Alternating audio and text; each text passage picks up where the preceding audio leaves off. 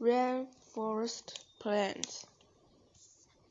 This is a rainforest. Many different plants grow in a rainforest. Some of the plants get a lot of sunlight.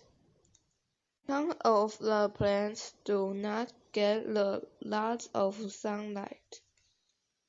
This is a rainforest floor. Very little sunlight gets to the forest floor. Small plants and moss grow in the rainforest. They do not need a lot of sunlight. These first grow in the rainforest. They do not get a lot of sunlight.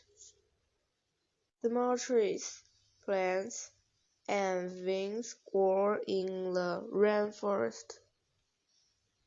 They get more sunlight.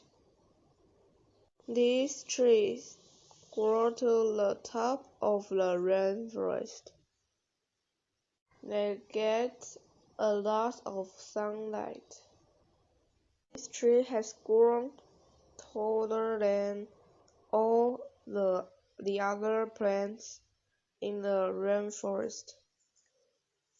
It gets the most sunlight. Rainforests have many plants in them. They all get different amounts of sunlight.